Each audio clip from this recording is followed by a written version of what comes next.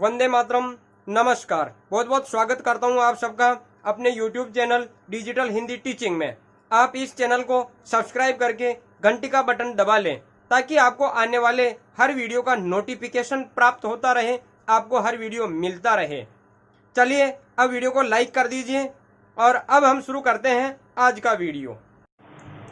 हम पढ़ रहे हैं पीपीटी के माध्यम से हिंदी व्याकरण, और हिंदी व्याकरण में हमारा बिंदु चल रहा था समास। समास के कुछ वीडियोस हम पहले पढ़ चुके हैं और आज के इस वीडियो में हम समास के दूसरे भेद, समास के मुख्य भेदों में से दूसरा भेद तत्पुरुष समास और तत्पुरुष समास का कारक विभक्तियों के आधार पर छठा भेद, अंतिम भेद अधिकरण तत्पुरुष समास।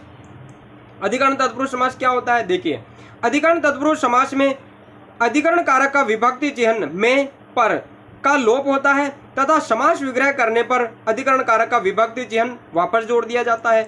समास समस्त पद में या पर का लोप होता है और समास विग्रह करेंगे तो इन्हें वापस जोड़ दिया जाता है। चलिए अब कुछ उदाहरणों के माध्यम से हम इसे समझने का प्रयास करते हैं। सबसे पहले देखते हैं पहला उदाहरण, कवि श्रेष्ठ।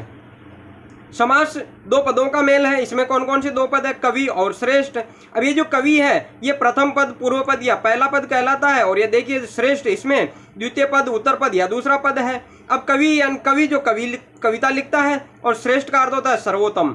अब ये जो हम समास विग्रह करेंगे तो इसमें इन पदों के अर्थों का प्रयोग न करके समस्त पद में दिए हुए मूल पदों का ही प्रयोग करेंगे। तो इसमें क्या होगा? देखिए, कवियों में श्रेष्ठ वह आदमी जो कवियों में श्रेष्ठ है। कवियों में श्रेष्ठ या में का लोप हो रहा था। फिर देखिए दूसरा पद हम देखें, देवाश्रित। इसमें दो पद कौन कौन से हैं? देव और दूसरा पद आश्रित। देव प्रथम पद, पूर्व पद या पहला पद, और आश्रित हो जाएगा दूसरा पद, द्वितीय पद या उत्तर पद कहलाएगा। अब इसमें देव यानी देवता, आश्रित का अर्थ होगा निर्भर होना।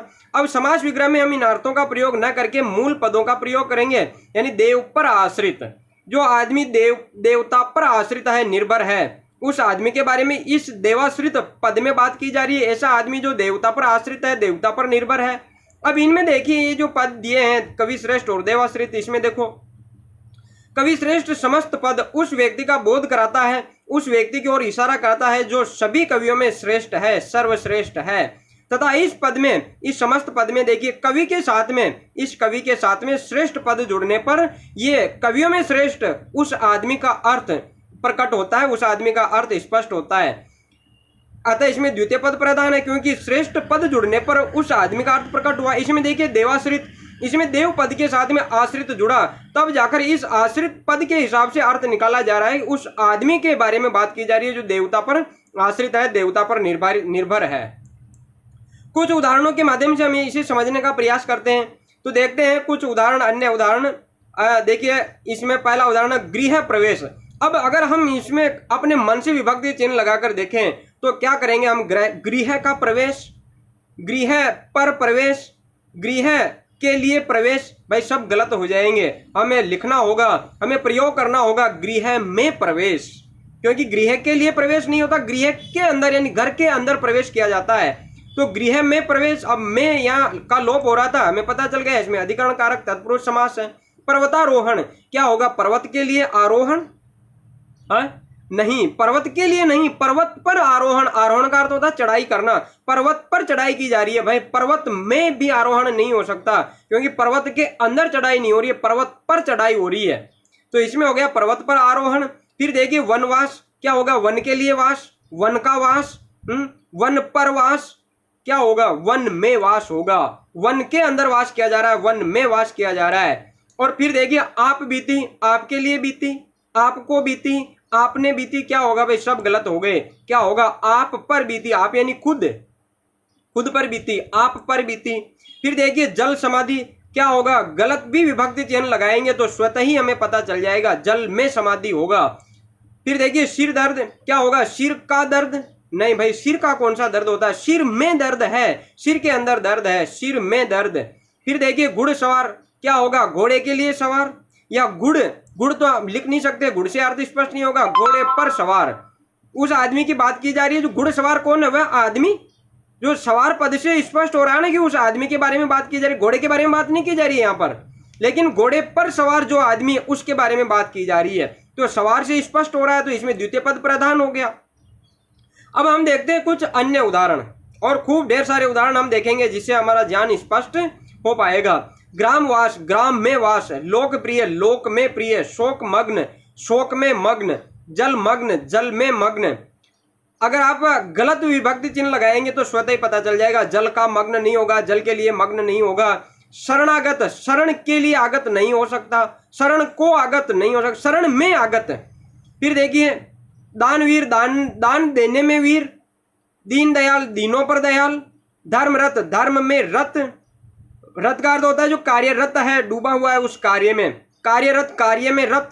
वाकपटु, वाक में पटु, वाक होता है वाणी, बोलने में जो पटु है, पटु यानी चतुर, वाक में पटु यानी बोलने में चतुर।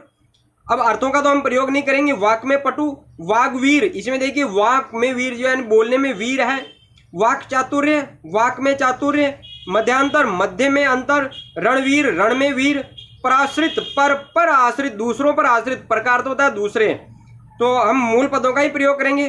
धर्म प्रवर्त, धर्म प्रवृत्त, धर्म में प्रवृत्त, देशाटन, देश में अटन, अटन का अर्थ होता है घूमना, तीर्थाटन, तीर्थ में अटन, क्या होगा घूमना, तीर्थ यात्रा।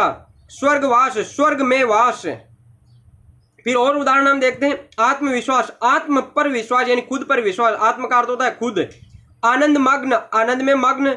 आचार निपुण, आचार में निपुण, खाने का आचार नहीं है, अपना आचार विचार, अपना व्यवहार है, आचार का अर्थ होता है व्यवहार, जो हम व्यवहार में निपुण हो। आत्मनिर्भर, आत्म पर निर्भर यानी खुद पर निर्भर। मुनि श्रेष्ठ, मुनियों में श्रेष्ठ।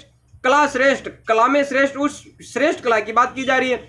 नीति कुशल, नीति में कुशल। कला कुशल, कला में कुशल। कला निपुण, कला में निपुण। काव्य निपुण, काव्य में निपुण, जो काव्य कविता करने में निपुण हो। कार्य कुशल, कार्य में कुशल। कर्माधीन, कर्म पर अधीन। कर्मनिष्ठ, कर्म में निष्ठ। ध्यान मग्न, ध्यान में मग्न। नराधम, अब इसमें देखिए नरों में अधम, नर का ए और अधम का ए मिलकर दीर्घ संधि हो गया, ये संधि का पद है, संधिस्थ पद है, तो नरों में अधम। नर श्रेष्ठ, नरों में श्रेष्ठ।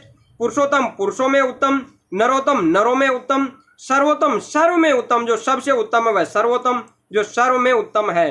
अब समय आज के प्रश्न का, और आज का प्रश्न इस प्रकार है, निम्न शब्दों में या निम्न समस्त पदों में कौन सा समास है, और इसका समास विग्रह करके आपको कमेंट बॉक्स में इनका जवाब देना है। तर्क कुशल, इसका समास विग्रह क्या होगा? आत्म केंद्रित, इसका समास विग्रह क्या होगा? फिर देखिए लोकप्रिय, इसका समास विग्रह क्या होगा? और ऋषिराज, इस समस्त पद का समास विग्रह क्या होगा?